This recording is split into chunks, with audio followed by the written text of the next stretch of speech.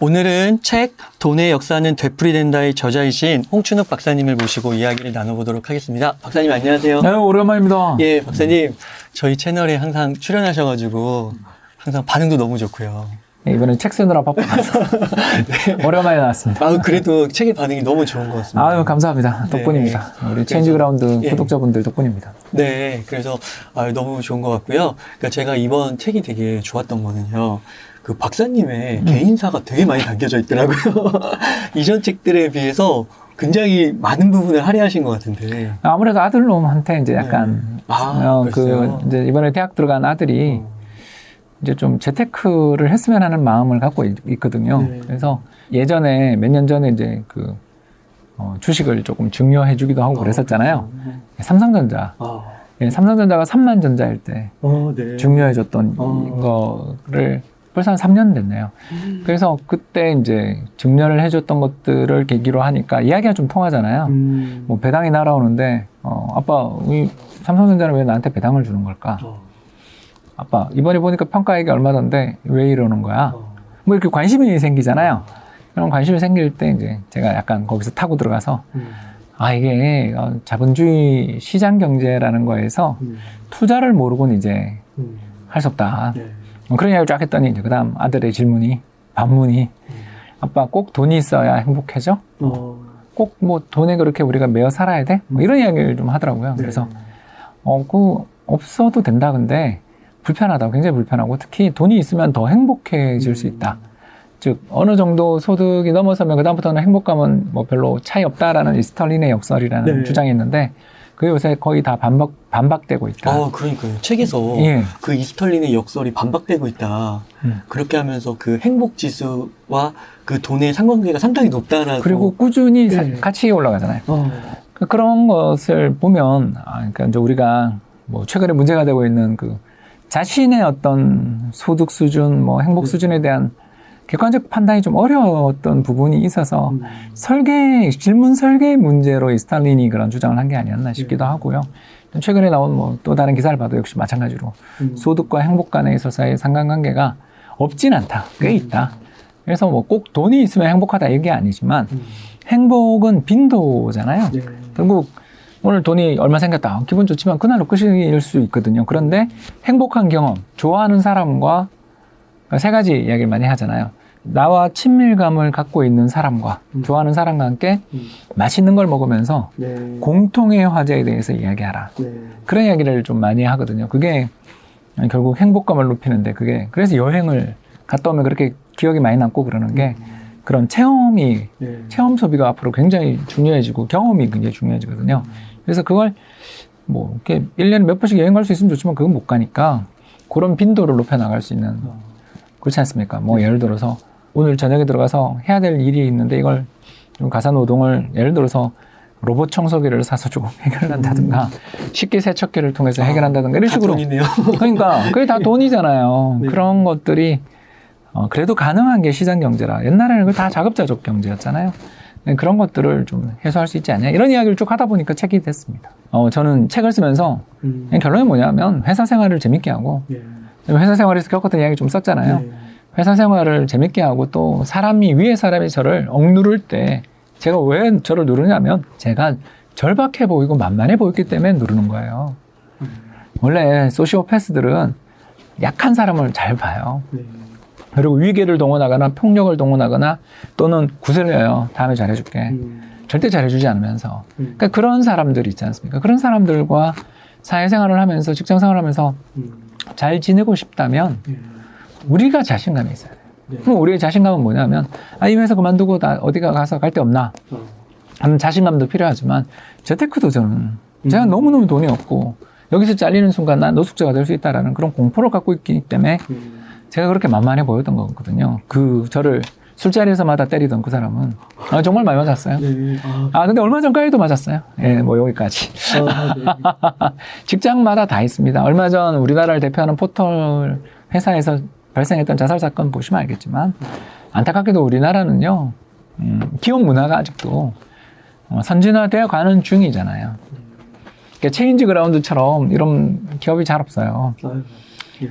그러니까 위에 사람이 밑에 사람들을 다루는 게 그 폭력과 위계 또는 폭언으로 다루는 그런 공포의 조직들이 세상에 생각외로 많습니다. 그런 조직에서 이러지 마세요. 저한테 왜 이러십니까? 저 지금 나 녹취했어요. 이렇게 나가려면 자신에게 뭔가가 있어야 되거든요.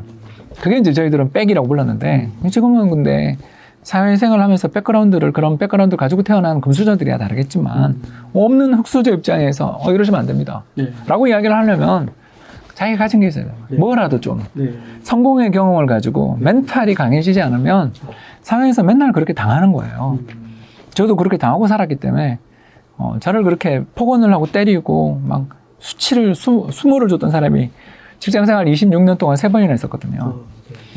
세상에서 제일 싫은 게 저는 회식이었어요. 세상에서 제일 싫은 게 회식이었어요. 회식이라는 걸 하는 조직이 그리고 분기마다 뭐 회식비를 주는 조직의 그 마인드를 전혀 이해할 수 없어요. 왜 이렇게 우린 낡았는가? 근데 낡은 조직에 대해서 저항을 하고 바꾸겠다고 나서고 왜 이러세요? 라고 말하는 그런 게 없으면 계속 가는 거예요.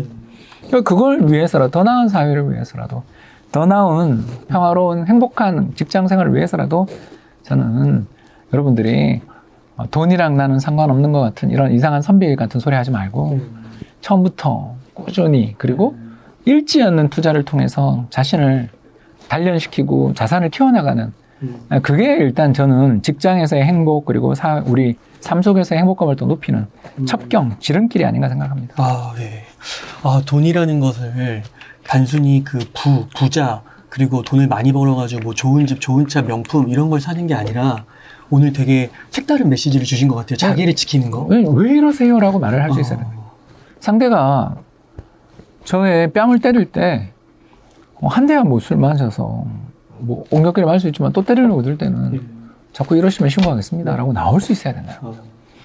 왜 우리는 그걸 못하는가? 승진하지 못할까봐, 이 사람한테 찍힐까봐. 그렇지 않습니다. 우리가 그렇게 정정당당하게 그 사람한테 이야기를 하고 폭력을 행사하고 성폭행을 하려는 사람한테 딱 저지를 순간 저희가 갑이 돼요. 왜? 자기가 죄를 지었잖아요. 그리고 이걸 문제를 삼는 제가 나오고 그리고 만약에 제가 인사에서 어떤 불이익을 당하는 순간 바로 저는 인사팀으로 올라가고 사장님한테 가면 되잖아요. 그 자신감, 그 액션을 가져오는 건 뭐냐면 자기 자존감이고요. 나는 쓸모없는 존재고 내가 뭐가 되겠어. 제가 20대에 늘 하던 이야기. 에휴, 내가 그렇지 뭐. 나 같은 인간은 왜 태어났는지 모르겠다. 전혀 상상이 안 돼요. 그러고 살았어요. 쭈구리로 살았습니다. 왜? 투자에 실패하고 회사에서 맨날 그렇게 맞고 다니니까 사람이 그렇게 사는 거예요. 그래서 위장병으로 속이 아파가지고 너무너무 힘들던 시절이었고 불면증에도 걸렸고요. 그러나 가만히 생각해보니까 더 이상 이걸 견뎌내면 내가 남아있는 길은 죽음밖에 없다는 생각이 들더라고요. 그 우울증이 왔죠. 그래서 그냥 사표를 내고 나가서 영업했어요. 그래서 영업하면서 그 인간에게 당했던, 그 자에게 당했던 그 고통을 그래 내가 그만큼 회사 생활에서 뭐 그런 거에 신경 쓰지 말고 더 열심히 일을 하면 인정받지 않겠냐. 그래서 영업을 했어요. 그게 외환위기 때 있었던 일입니다. 그러니까 그 이후 삶의 태도가 바뀌었어요. 좀 그런 사람이 딱 나타나는 순간 안녕히 계시라고. 나한테 왜 이러시냐고. 라고 말할 수 있는 사람이 되자. 그리고 그런 준비를 하자. 그러다가 이제 고민하다가 이코노미스트니까 특히 저는 경제 공부를 하고 있는 입장이니까 왜 우리나라 주식시장은 죽었다 살았다 할까? 지금 3,000이 넘지만 얼마 전에 1,500이었잖아요. 도대체 우리나라 주식시장은 왜 이렇게 안정이라는 건 없고 출렁출렁거리나? 여기서 어떻게 해야 돈을 벌 수 있나? 고민해보면 처음에는 종목 고르는 데에 대해서 한때는 집중했었어요. 저는. 그래서 열심히 종목을 찾아보고 뭐 대박이 날 종목, 특히 10루타 종목, 10배 주식 이런 걸 찾아 헤맸죠. 템베거. 근데 뭐 됩니까? 일단 아까도 이야기했지만 저 지방에 있는 시형 아파트 13평 월세 살던 애가 그래도 정말 흑수저지만 계룡남이 될 수 있던 시대에 서울에 올라와서 공부한 것 뿐이지만 그 공부 자체는 운이 좋았죠. 그러나 사회생활을 이렇게 쭉 하다 보니까 돈 없고 힘든 사람들은 그걸 인내할 수가 없어요. 종목을 골라서 묻어두고 길게 기다린다. 이게 잘 안 돼요. 초조하고 빨리 부자 되고 싶고 정보가 뒤에 들어올 때마다 팔랑귀가 되기 때문에 뭐 어떻게 해야 되냐. 가장 중요한 거는 읽지 않으면서 작은 성공의 경험들을 키워나가는 거예요. 그러면 어떻게 되냐면 멘탈 금수저가 점점 돼요. 예를 들어서 이제 얼마 전 작년 3월 같은 경우에 주식시장이 폭락하고 삼성전자가 3만 전자 될 때, 현대차가 반토막 날 때, 그때 어우 싸다. 네. 야 이거 매력 있는다고 살 수 있는. 네. 그때 사야 돈 번다는 걸 우리 알지만 못 사요. 떨어지는 칼날 앞에 살려는 사람보다 팔리는 사람이 많았으니까 주가 빠지는 거지. 거기다가 그럼 내 저기 지금 현재가보다 10,000원 싸게 매수 걸어놨는데 그게 그날 바로 체결되고 20,000원 싸게 걸어놓은 것도 그날 체결된. 정말 순식간에 하한가를 향해서 뛰어가는 그런 폭락장에서 매수 버튼을 누르려면 멘탈이 필요하거든요. 근데 그 멘탈은 어디서 나오냐? 두 가지라는 거죠. 여유와 성공의 경험. 내가 투자를 해서 꾸준히 과거 이럴 때 내가 조금 투자를 해봤는데 이때 성공했었어. 자, 그러니 이번에도 조금만 해보자. 내가 이동안 번 데에서 약간이라도 이걸 지금 안 하면 후회할 것 같아. 이런 마인드를 가질 수 있으려면 결국 시장에 계속 있어야 되고요. 시장에 계속 있으려면 지금처럼 주식시장이 죽었다 살았다 죽었다 살았다 하는 그런 시장에서 한 종목 들고 장기 투자해라. 저는 건 정말 반대. 말도 안 되는 소리인 거고 그거는 멘탈 부자들이 가능한 건데 이미 우린 지금 전제가 멘탈 흑수저들이 하는 투자를 이야기하는데 주식은 우량주 하나 사서 묻어두면 된다. 그게 가능하면 이미 금수저지. 그러니까 아무 의미 없는 조언이잖아요. 그런 건. 저는 그렇게 생각해요. 그건 정말 공자왈 맹자왈에 불과하다. 어떻게 투자해야 되냐? 달러 사자는 거죠. 환율이 떨어지고 세상이 좋아 보일 때 이미 근데 내가 현찰도 좀 생기고 왜냐면 경기 호황이 되니까 회사에서 인센티브도 나오고 보너스도 받고 해가지고 뭔가 좀 살려고 보니까 이미 서울 아파트 11억, 삼성전자 10만 전자 돼 있단 말이에요. 자, 이거는 이런 사람한테 주식이나 이런 거는 장기 투자해야 되니까 지금 사도 돼. 이거 올바른 조언인가? 전 모르겠다 이거죠.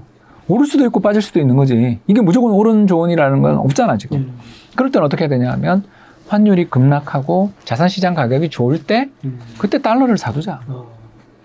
그리고 우리나라 2008년, 2011년, 2015년, 2018년, 2020년 이 5번이 뭐냐 하면 한 해에 환율 200원 이상 올랐던 해거든요. 그때마다 주식시장 어떻게 됐어요? 다 박살났던 해잖아요. 그러니 우리는 경제가 너무너무 좋다 싶을 때 환율이 떨어질 때 그때 달러를 사놨다가 뭐 달러도 좋고 금도 좋고요. 아무튼 간에 우리 경제가 어려울 때 가치가 높아지는 자산을 사놨다가 그 자산을 사놨다가 그게 우리나라 경제라는 게 좋았다 나빴다를 반복하니까 2년에 한 번, 3년에 한 번씩 환율 200원 오르는 해가 나오니까 9시 뉴스, 8시 뉴스에 금융위기, 외환위기 소리가 들리거든. 주식시장 폭락, 삼성전자 하한가 예를 들어서 이런 게 들리거든. 감사합니다. 그러고 환차익을 일부 실현하자는 거죠. 예를 들어서 이제 제가 그냥 가정입니다. 한 1,000만 원을 달러를 1,000원에 사놨어요. 그러니까 계산 쉽게. 1달러에 1,000원에 1,000만 원을 사면 10,000불이잖아요. 10,000불 샀는데 그게 환율이 1,300원 됐어요. 그러면 1,300만 원 됐잖아요. 그럼 300만 원이라도 인출해서 번 돈이니까 편하잖아. 그래서 300만 원이라도 인출해서 그걸 갖고 삼성전자를 사보라는 거죠. 또 사면서 싸졌을 테니까. 그렇죠. 주가가 지금처럼 10만 전자, 8만 전자겠어요? 또 3만 전자 가 있을 수도 있는 거지. 아니. 그런 가정에 불과해요, 여러분. 삼성전자 주가 폭락한다는 뜻 아닌 거 아시죠? 오해하지 마시고요. 아무튼 이런 식으로 투자를 하게 되면 좋은 점이 두 가지가 있는 거죠. 첫 번째, 불황에 강해지는 자산에 투자를 하기 때문에 시장의 등락이 흔들리지 않고 두 번째가 우리가 달러에 투자를 하면 좋은 점이 뭐냐면 자주 매매를 안 하게 돼요. 환전하는데 비용도 들고 그쵸? 우리 달러 살 때 팔 때 가격 다르잖아요. 그리고 달러로 통장이 찍혀 있잖아요. 그러니까 이게 평가액이 얼마인지 매일매일 계산 잘 안 하잖아요. 그렇죠. 그렇기 때문에 우리가 투자에 실패하는 또 다른 이유를 막을 수 있어요. 투자에 가장 실패하는 이유가 뭐냐면 매일매일 주식 가격을 확인하기 때문에 실패하거든요. 그 잦은 매매하고 자연스럽게. 작년 우리나라 동학개미 투자 성적표를 보니까 작년에 새로 시장에 뛰어드신 분들의 수익률이 마이너스 1.2%예요. 작년에요. 왜 그런가 하고 봤더니 이분들이 평균 주식 보유기간이 8일이에요. 8일이요? 일주일이네요? 주말 또. 네. 그렇구나. 그러니까 이 대세 상승장에서 단타를 친 거죠. 그러니까 오르면 신난다 그러고 주식을 딱 팔아서 치킨 사 먹고 이제 딱 돌아와서 좋은 거 없어 하고 봤더니 자기가 팔았던 가격보다 더 올라 있어요. 그러면 아무리 그 회사가 좋아도 또 못 사거든요. 사람 실전 심리가 카카오, 네이버, 삼성전자 들고 있어다 하더라도 내가 팔았던 가격보다 가격이 지금 더 올라 있으면 못 사요. 사람 마음이 그래요. 그러면 어떻게 돼요? 더 좋은 거 없나 하고서 자꾸 이제 주도주로부터 멀어지는 거죠. 아, 그렇구나. 그러다가 물리면 이제 주식이 여러 가지 종목이 됩니다. 이게 오를 때까지 원금 보장할 때까지 그냥 원금을 회복할 때까지 기다리는 거죠. 예. 그러니까 이런 과정을 거쳐 나가면서 시장의 주도주랑 멀리 떨어지고 잦은 매매 속에 들고 오는 종목들은 전부 좀 죄송합니다만 그렇게 뭔가가 왜 샀는지 잘 모르는 종목으로 왜냐면 못 올라서 자기 샀던 가격을 회복 못했으니까 안 판 거잖아요. 네.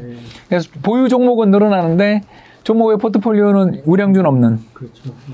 그런 일들을 우리가 되게 많이 겪고 저도 90년대에 제가 그랬기 때문에 저도 그러고 살았기 때문에 네. 우리가 편하게 뭐 이 종목만 하면 얼마 번다 그렇게 뭐 광고해요. 그러나 제가 그분들한테 하고 싶은 이야기가 그렇게 뛰어난 능력을 가지고 있고 이렇게 종목 고르는 능력이 뛰어난데 왜 그 노하우를 다른 사람한테 그렇게 값싼 값을 주냐고요.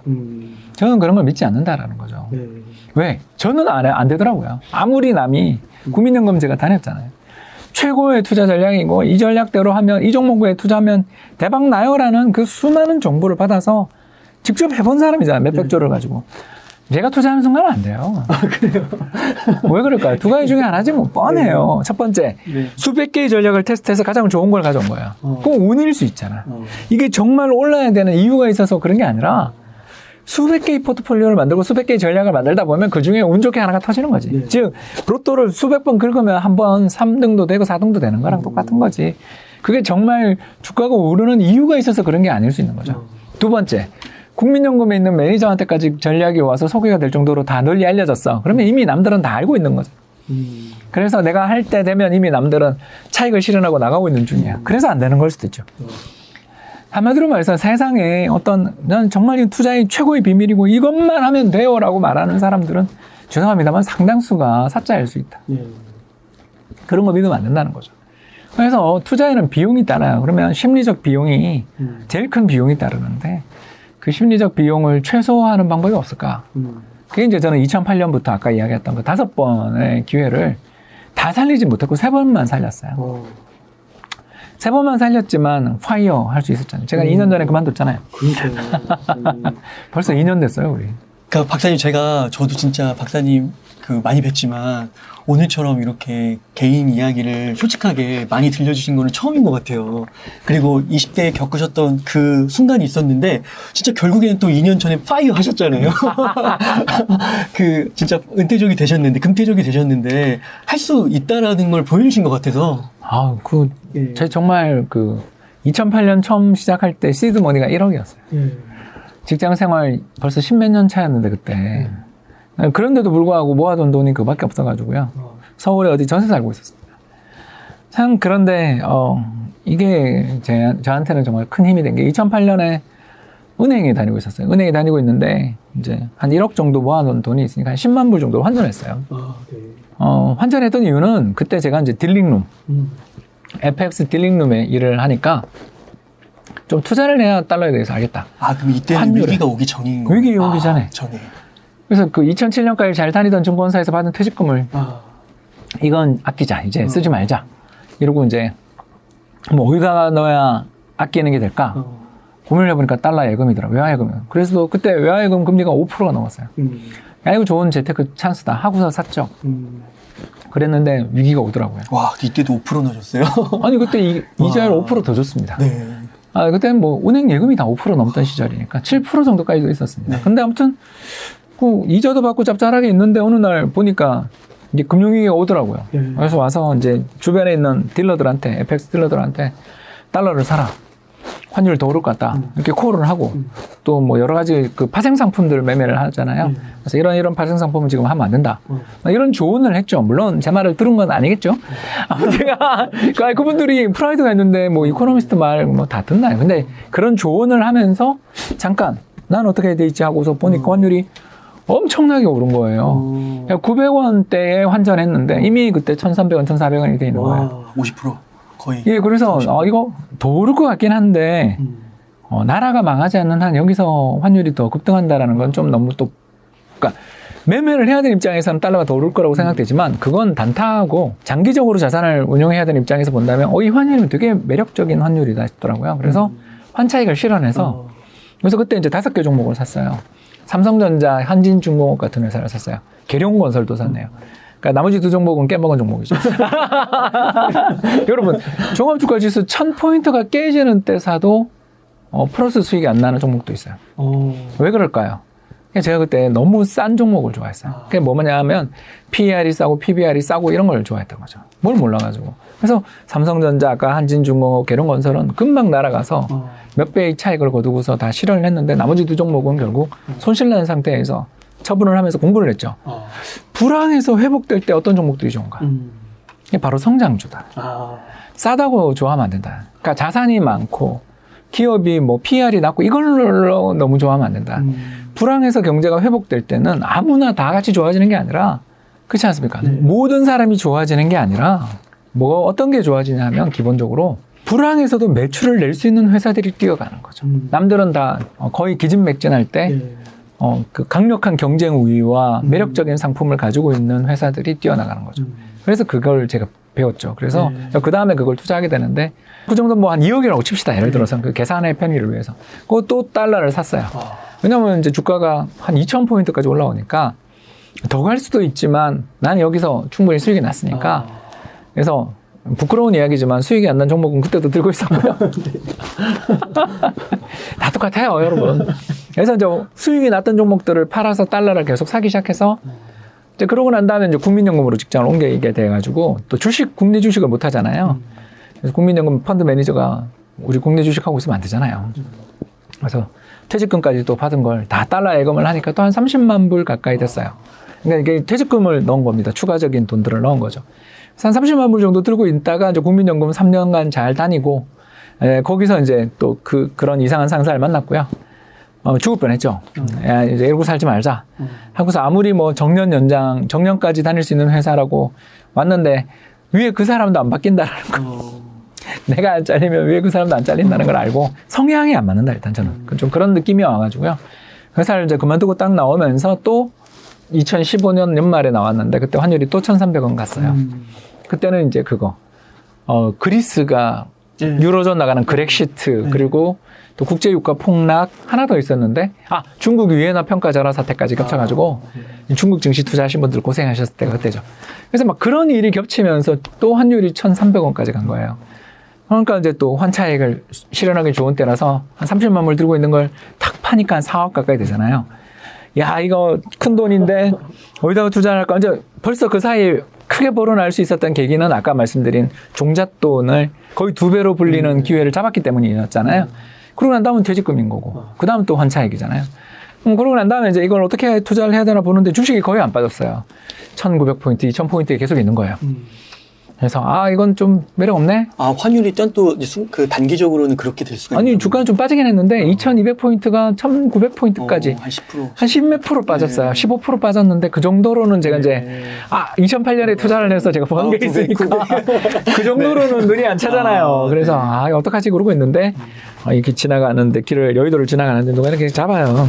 그래서 그러세요. 이제 면접 보러 갔는데 왜 그러세요? 했더니 저기 모델하우스 가시면 웨티슈도 드리고 각종 선물을 드리니까 가서 한번 보라는 거예요. 그러니까 봤더니 신길동에 있는 모 뉴타운 아파트가 미분양이 난 상태였어요.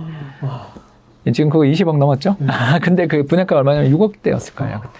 근데 저도 그 쫄 보니까 못 사잖아요. 6억이 또 비싼. 왜냐면 제가 4억이 있으니까. 네. 그리고 또 지금 전세 살고 있는 중이니까. 어떻게 해야 되지 고민을 하다가 그 와이프랑 이제 마님한테 해서 이거 어떡할까? 했더니 그러면 거기는 강남권이라 좀 분양가도 비싸고 그랬으니까 우리 거기처럼 30평대 말고 20평대로 그리고 분양가가 더 저렴한데 미분양 난 데를 가자. 그래가지고 이제 강북으로 가서 아현동 근처에서 마포 아현동 그 근처에 있는 여러 단지들이 그때 미분양이 나 있었거든요. 그 중에서 이제 1층 제일 싼 그렇잖아요. 돈이 없으니까. 그래도 많이 올랐잖아요. 그래서 그걸 딱 샀죠. 사고 난 다음에 밤에 잠이 안 오는 거예요. 왜냐면 이제 빠질까봐. 내가 미분양 아파트를 사다니 내가 미쳤지. 와, 그렇구나. 아니, 사람 마음은 다 똑같아요. 그게 결과를 알면은. 그걸 어떻게 알아. 내가 쫄보잖아요. 더군다나 정년까지 다닐 거라고 생각했던 직장을 그만두고 증권사로 다시 옮겼는데 내가 이제 정년이 몇 년 안 남았다는 걸 잘 알고 있는데 내가 이런 큰 투자를 해도 되나? 밤에 잠이 안 와요. 근데 위안이 됐던 게 그래 내가 그래도 국민연금 다닐 때 공무원 연봉 받다가 그래도 민간으로 하신 거 연봉이 좀 올랐잖아요. 그러니까 그래 이걸로 갚아 나가면 돼. 손실 난 건 이걸로 메우면 돼. 그러니까 그 근로소득이 보장되는 중에는 이렇게 투자를 하게 할 수 있어요. 그렇죠. 현금이 있으니까. 네, 그러고 나니까 뭐 아시는 바와 같이 이제 지금은 집을 팔고 그때 그 집은 팔아서 4년간 실거주하고 팔고요. 지금은 이제 금융자산 그 목표를 달성한 다음에 지금 잘 살고 있습니다. 그러니까 박사님 지금 박사님께서 지금 이제 한 35년 동안 이렇게 쭉 이야기해 주셨는데 이게 책에 다 실려 있잖아요. 그리고 책에 엄청나게 자세하게 실려 있고 와 근데 오늘 제가 들으면서 느끼는 게 진짜 이 책을 읽었나 싶어요. 그러니까 너무 이게 생생해가지고요. 그래도 그 라이브로 들으면 좋습니다. 네. 와, 그래서 여러분들 진짜 제가 이게 인터뷰를 많이 했지만은 이런 느낌도 정말 오랜만이고 진짜 책을 통해서 그 자세한 디테일 꼭 한번 확인해 보시면 좋겠고 그 책에서도 그 달러를 활용해서 위기 때 자산을 증식시키는 그 방법을 소개해 주긴 하셨는데 박사님의 이렇게 개인사와 이거를 이렇게 연관지어서 이야기해 주시니까 너무 확실하게 이해가 되는 것 같습니다. 그리고 분명히 이야기하지만 그 제가 이야기했던 건 2번이잖아요. 근데 5번이 있었잖아요. 그 5번 중에 이제 최근 거는 제외하고 2번은 놓쳤어요. 왜냐면 사람은 다 똑같아요. 확실한 기회를 잡고 싶잖아요. 그래서 2011년에 다시 환율이 1,300원 갔을 때는 더 오르겠거니 하다가 환전 찬스를 놓쳤고요. 2018년에는 또 어버버 하다 놓쳤고요. 왜냐면 그때 한참 제가 증권사에서 리서치 팀장 할 때니까 정신이 없어서 놓쳤어요. 근데 2020년 작년은 이제 할 수 있었고요. 액션 할 수가 있었고요. 근데 이제 여러분 쉽지 않아요. 쉽지 않은데 이 전략을 실행에 옮기는 과정을 제가 아까도 설명드린 것처럼 번 돈을 활용해서 투자를 하기 때문에 일단 가격이 하락할 때 투자할 수 있는 용기를 낼 수가 있고요. 그러니까 내가 이미 벌은 상태에서 투자를 하잖아요. 내가 여기 환차익을 몇십 %를 받는데 여기서 이거 주식 샀다가 여기서 한 30% 깨져도 난 그래도 원금이야. 뭐 이런 마음을 가질 수 있기 때문에 투자가 가능하고요. 두 번째는 아까도 이야기했지만 2008년에 그렇게 투자해서 성공했기 때문에 2015년이 가능했던 거잖아요. 무슨 말이냐면 앞에 했었던 투자의 성공으로 제 종잣돈이 거의 2배 늘어나는 아주 행복한 경험이 있었기에 2015년 미분양 아파트를 벌벌벌 떨면서 그래도 사인을 할 수 있었던 이유가 그렇지 않습니까? 그 앞에 성공이 있었고 또 제가 젊으니까 아직 그때는 40대였으니까 그래 열심히 지금 여기서 몇 배 더 열심히 일을 해서 이걸 갚아 나가면 돼.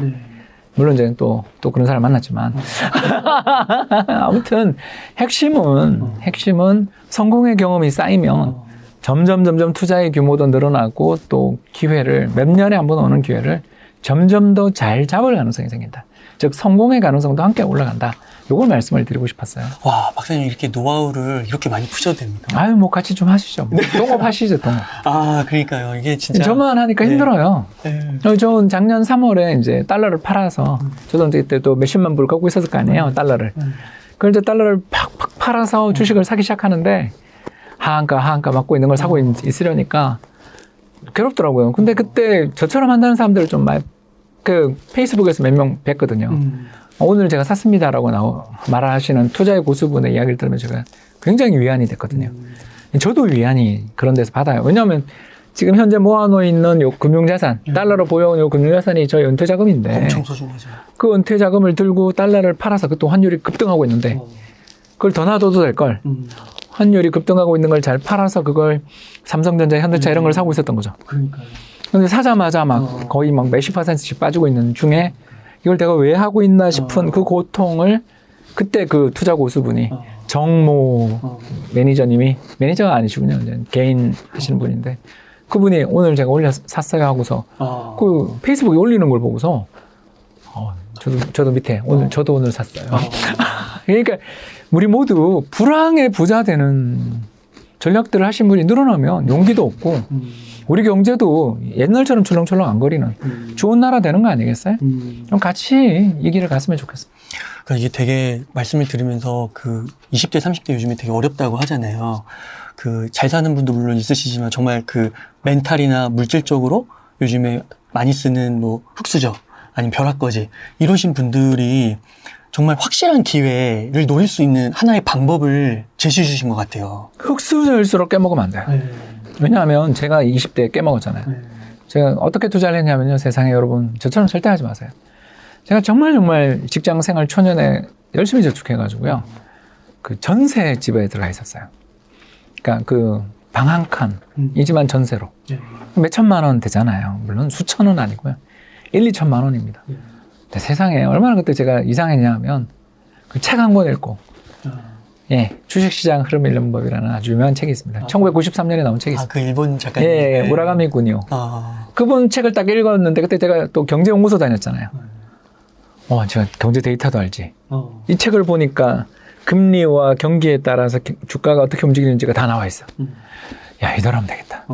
갑자기 그 확신이 있어서 전세 자금을 빼서 월세로 전환을 하면서 네. 여러분 전세 자금 빼서 주식 투자했어요. 원 박사님이 정말 그러셨단 말이에요. 또 더 나가서 잘못된 게 뭔지 아세요? 그걸로 부족하잖아요. 제가 깨먹었잖아요. 물타기를 해야 될 것 같은 거예요. 그러니까 친구한테 가서, 친한 친구한테 가서 야, 우리 맞보증 서서 신용 대출 받자. 그래서 둘이 맞보증 서서 돈을 빌려서 그걸 물타기했다가 외환위기를 맞았어요. 네. 네, 그리고 친구가 또 파산했어요. 그래서 그 친구 돈까지 제가 대납했죠. 네. 보증 섰으니까. 그래서 집도 절도 없이 월세로 살았습니다. 여러분, 그런 일을 한번 겪고 나니까요. 주식 근처도 가기 싫고 벌벌벌 떨고요. 제가 아까 얘기했잖아요. 그래, 홍춘우, 네가 그렇지 뭐. 제 입에 달고 살았어요. 네가 그렇지 뭐. 응? 사는 게 그렇지 뭐. 이러고 살아야 되나? 이 말을 입에 달고 살아요. 20대 저는. 여러분, 그게 저는 더군다나 고향이 대구 출신인데 대구에 있는 C형 13평 아파트에 부모님이 사업에 또 어려우셔서 월세로 살고 계셨어요. 그 부모님 도움도 받을 수 없지. 또 그때 당시 저희 아버님 또 사업하시다가 사업이 어려워지면서 쇼크로 돌아가셨거든요. 제가 어머님, 여동생들 다 봉양하고 있는 상황에서 주식에서는 그렇게 깨먹었어요. 자, 그런 상황에서 뭐가 일이 잘 돼요? 그러니까 제가 그 상사한테 맞고 다닌 거예요. 눈이 죽어 있었을 거예요, 제가 아마. 얼마나 만만했겠어요. 그 사이코패스가 보기에. 소시오패스가 보기에 얼마나 만만했겠습니까? 쟤는 건드려도 되고 만만한 애죠. 때려도 되는 애죠. 자기 스트레스 푸는 도구처럼 저를 대했죠. 그럼 그걸 어떻게 해서 떨쳐 일어났느냐? 물론 저는 운이 좋았죠. 왜? 98년부터 갑자기 주식시장이 살아나면서 98, 99, 2000년으로 이어지는 정보통신 붐이 시작됐기 때문에 일자리가 있었고 영업직이라도 갈 자리가 있었기 때문에 거길 탈출해서 또 영업직 인센티브를 받아서 빚을 갚을 수가 있었어요. 그러나 이 과정을 남한테 반복하라. 젊어서 고선 사서 약이다. 말도 안 되는 소리를, 그런 소리 좀 하지 말라고. 생명력이 깎여가요. 무슨 약이 돼. 그런 꼰대들의 소리는 절대 믿을 필요가 없습니다. 재테크는 어떻게 해야 되냐? 위험하게 하면 안 돼요. 달러 자산으로 저축을 해나가면서 위기에 강해지는 자산에 투자함으로써 돈을 벌어야지. 무슨 놈의 젊어서 고생은 사서 한다는 둥. 그런 대도 안 한, 말도 안 되는 그런 소리는 정말 근처도 귀도 기울이지 마십시오, 여러분. 재테크는 처음부터 깨먹지 않고 안전한 정도로 위험에 강해지는 안티프레자일한 자산부터 투자를 시작함으로써, 그리고 조금씩 벌어나감으로써 멘탈 금수저, 멘탈 부자가 되는 그 과정을 통해서 사람이 점점 단련되고 자신감이 생기고 쭈구리에서 자신감 가득한 약간 아우라가 있는 사람으로 변해간다. 그 말씀을 드리고 싶어요. 오늘 박사님 이 이야기 통해서 정말 위로받는 분들, 그리고 다시금 희망을 찾으시는 분들이 정말 많을 것 같아요. 왜냐면 그 어느 정도 그 박사님이 우선은 또 우리나라에서 굉장히 1등 이코노미스트로서 포지션도 있으신데 그런 과거가 있으시다는 건데, 제가 오늘 말씀드리면서 어떤 느낌을 받았냐면은, 표현을 그렇게 쓴다면 이제 최악의 상황이 있는 거예요. 근데 더 미치셨던 거예요. 제가 기존에 생각했던 것보다. 근데 거기서 다시 이게 올라오신 거거든요. 운이 따르긴 했지만 결국 주변에 사람이에요. 제가 이제 마님하고 이렇게 그래도 제가 마님 말씀을 꼬박꼬박 잘 듣는 이유가 그때 저를 떠나지 않았어요.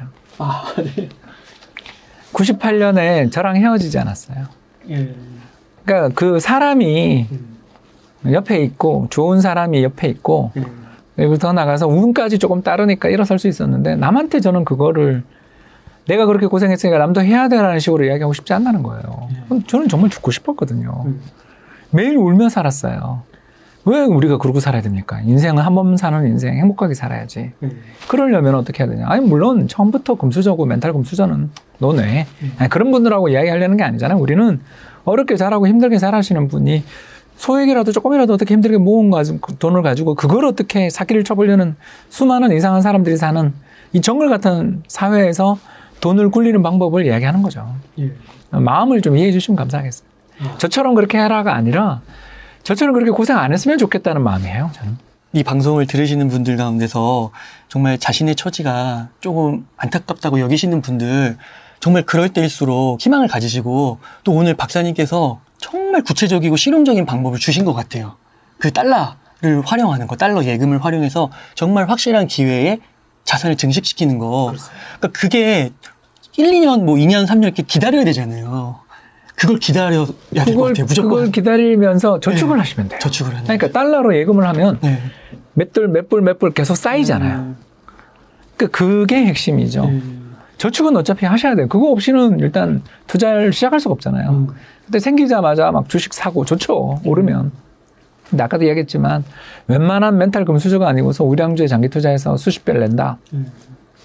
그건 굉장히 힘들어요. 우리 특히 깨지고 상처 있고 실패의 경험이 많은 사람일수록 그거 못해요. 어떻게 해야 되냐. 조금이라도 불러나가는 그 맛을 아셔야 됩니다. 그게 투자의 저축의 첫걸음이에요. 예, 정말로 그거 바쁠수록 어떻게 보면은 너무 급할수록 돌아가는 건데. 그 또 하나 팁을 더 드리자면 회사를 다니시다가 연봉이 한번 오르잖아요. 그때 그 오른 분만큼이라도 저축을 추가로 하시는 거예요. 근데 저 같은 경우는 이제 아까 이야기한 것처럼 국민연금 다니다 증권사 오면서 연봉이 예를 들어서 뭐 연 몇천 늘었을 거 아니에요. 그걸 그대로 바로 달러에 그냥 사버렸어요. 그러니까 월급이 오른 만큼 전에 살던 생활 수준을 유지하면서 연봉이 오른 만큼 아예 연봉이 처음부터 안 올랐던 것처럼 그 돈을 모두 전액 저축해버리는. 그렇게 하면 우리가 더 저축을 해야 된다는 강박감을 느끼지 않고 소득이 늘어난 만큼, 왜냐하면 우리 사람의 소비 성향은 잘 안 바뀌어요. 소비 성향은 어느 정도 고착화되어 있거든요. 그걸 갑자기 줄이는 거 되게 힘들어요. 그러면 어떻게 하냐? 젊은 분들일수록 소득이 늘어날 가능성이 높잖아요. 또 맞벌이를 하신다 그러면 더 그럴 거고 잘 모이잖아요. 그러면 그때 늘어난 것만큼 그거 증분만큼 저축하라는 거죠. 달러로. 그러면 이게 불어갑니다. 급하게 불어가요. 그러니까 이게 어떻게 보면 종잣돈이 부족한 분들 있잖아요. 그리고 좀 젊은 세대 분들이 더더욱 그럴 수 있는데 그런 분들이 어떻게 보면 더 전업투자식으로 가서 그걸로 해서 돈을 불리려고 하잖아요. 주식이 왜 힘든지 아세요, 여러분? 네. 여러분이 삼성전자를 샀잖아요. 매도자가 조지 소로스일 수 있어요.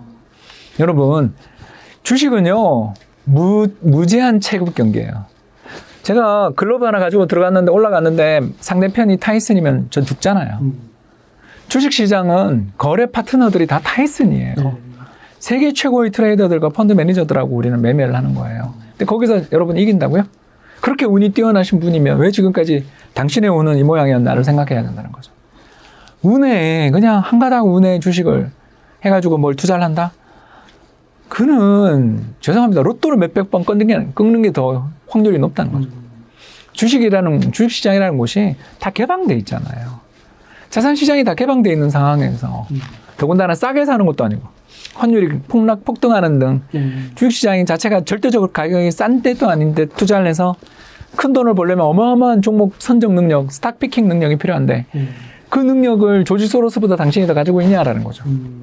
운 좋게 세력에 묻어가서 오를 수 있죠. 그건 부인하는 게 아니에요. 근데 반복될 수 있느냐라는 이야기죠. 안 되잖아요. 여러분 그렇지 않습니까? 그러니까 이게 저축을 강조하셨는데 그러면은 그럴 때일수록 어떻게 보면 본업, 거기 근로소득을 통해서 계속해서 모아야겠네요. 일을 열심히 그런 해서. 면에서 저는 제 책은 자기계발서이기도 해요. 네, 맞습니다. 자신의 그 회사에서의 생산성. 이직도 하시면서 그렇죠. 예, 몸값을 계속 올리시는 제가 것도 이제 소개해 지금까지 회사를 다니면서 나갔으면 좋겠다 혹은 좀 누가 손들었으면 좋겠는데 분위기 속에서 나오게 된 게 3번 있었거든요. 26년 직장 생활 중에 3번 정도 해고를 당했어요. 그러니까 해고 또는 해고에 준하는 상황을 맞았어요. 근데 이제 그게 다 자신의 능력을 키우고 또 네트워크를 만들어 놓으면, 그러니까 일을 잘하면 고객이 생기잖아요. 고객이 있는 상황에서는 그건 오히려 새로운 성공의 기회가 되는 경우들도 있고 그래요. 그런데 그 3번 중에 1번은 제 실수요가 좀 있었고요. 2번은 좀 불황이죠, 불황.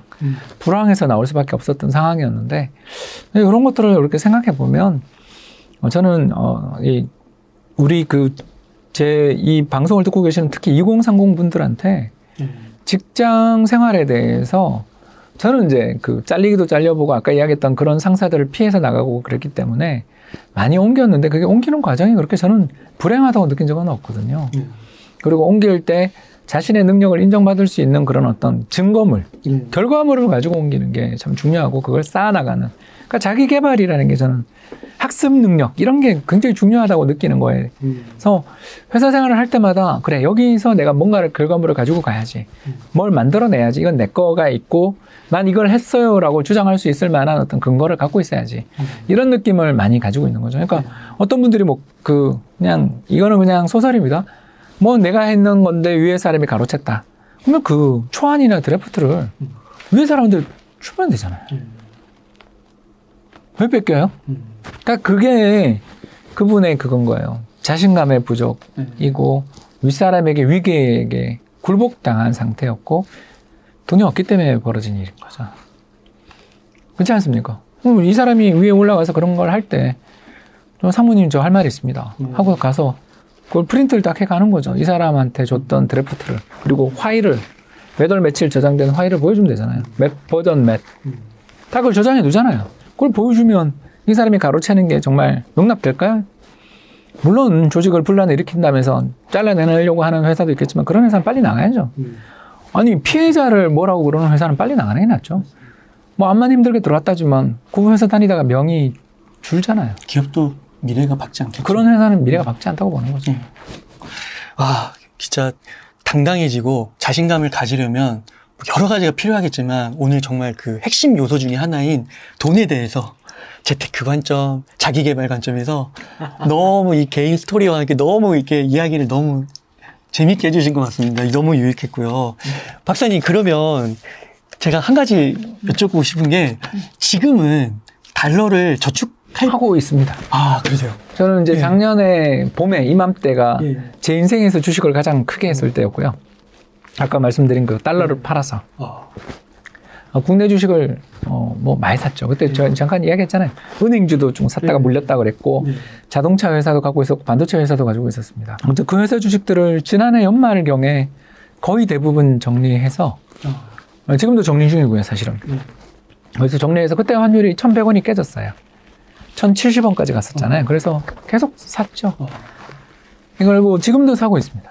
왜냐하면 타이밍을 어떻게 잡아요? 지금 1,130원이니까 그때에 비해 60원이나 올랐으니까 너무 달러 비싼 거 아니야? 이렇게 이야기하시면 그걸 방향을 어떻게 예측해요? 그냥 돈이 들어오고 배당이 들어오고 이번에 좀 이익을 내서 처분한 주식이 있으면 그거 갖고 그냥 n분의 1에서 계속 사면 되는 거지, 그걸 정확하게 난 바닥에 사겠다 이런 생각을 가진다는 자체가 흙수저예요. 그게 그냥 적당히 사다 보면 바닥도 한번 잡을 수 있는 거지, 그건 운이에요. 어떻게 매매를 할 때마다 바닥에 사서 고점에 팝니까? 그건 말도 안 되는 생각이고 판타지에 불과합니다. 그냥 점진적으로. 저는 지금은 달러가 역사적 평균 한 1,200원이잖아요. 그보다 싼 편이니까 그냥 마음 편하게 사고 있습니다. 역사적 평균이 1,200원 예, 정도. 글로벌 금융위기, 2008년 글로벌 금융위기랑 97년 외환위기 등 우리나라가 굵직굵직한 겪었던 위기 한 24년 정도잖아요, 지금까지. 24년의 연평균 환율이 대략 1,200원대 초반이에요. 그러면은 아까 말씀해 주신 한 5번의 위기, 그 순간에는 한 평균 어느 정도라고? 1,350원? 1,350원. 그렇구나. 많이 올라요. 위로 뛸 때는 진짜 많이 해요. 그래서 1,500원 간 적도 있고요. 그 다음에 언제죠? 9.11 테러 때 1,350원. 자주 가요, 우리.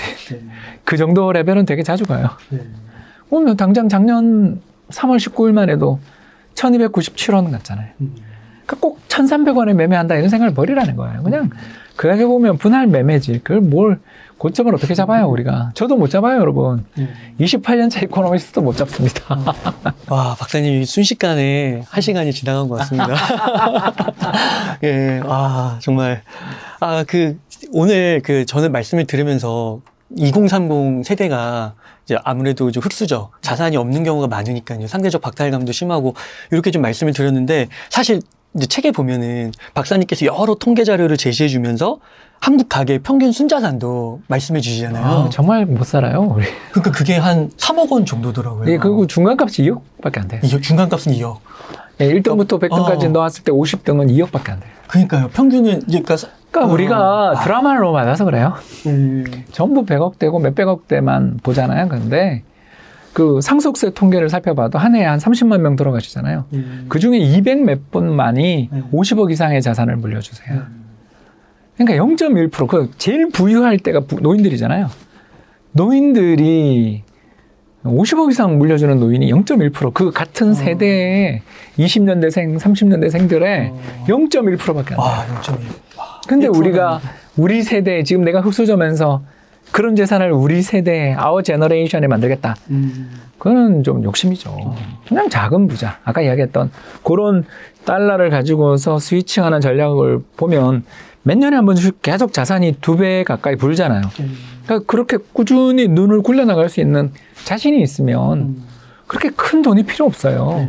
저도 2019년에 은퇴할 때 가지고 있었던 그 금융 순자산이 정말 그런 부자의 잣대로 본다면 굉장히 소박한 돈을 갖고 나왔지만 아까도 말씀드린 것처럼 2020년에 또 한 번 더 굴리니까 금방 또 이렇게 되잖아요. 그래서 평일날 체인지 그라운드 와서 방송을 편하게 이렇게 찍을 수 있는 그런 여유를 누릴 수 있게 됩니다. 박사님 오늘 진짜 강의는 돈으로 환산할 수 없는 그런 강의가 아닐까. 유튜브에서 최초로 말씀하시는 거 아닌가요? 그렇죠. 너무 감사합니다. 저희 체인지 그라운드에서 이런 귀한 이야기를 들려주셔가지고. 그 질문을 주셔서 아들한테 들려주는 이야기죠. 네. 진짜 이 방송은 두고두고 반복해서 보시면 너무 좋을 것 같아요. 그리고 정말 말씀해 주신 것처럼 2030뿐만 아니라 그 평균 자산이나 중위값을 봤을 때는 정말 대한민국에 있는 40, 50대 전 연령이 다 귀담아 들어야 될 그런 이야기가 아닌가. 네. 그리고 할 수 있다라는 자신감을 수 있습니다. 다시 한번 고취시키는 그런 방송이 아닌가 싶습니다. 화이팅! 예. 박사님 오늘 귀한 날은 너무 감사드리고요. 네. 그럼 요 정도에서 오늘 마무리해도 될까요? 예, 감사합니다. 예, 오늘 너무 귀한 인사이트 나눠주셨는데요. 책 제목 제가 다시 한번 읽겠습니다. 돈의 역사는 되풀이된다. 이 책인데요. 오늘 이 스토리는 정말 다시 한번 지 생생함을 책에서 더 디테일하고 자세한 내용이 있거든요. 그것을 통해서 꼭 한번 확인해 보시면은 훨씬 더 유익하지 않으실까 싶습니다. 감사합니다. 박사님 고생 많으셨습니다.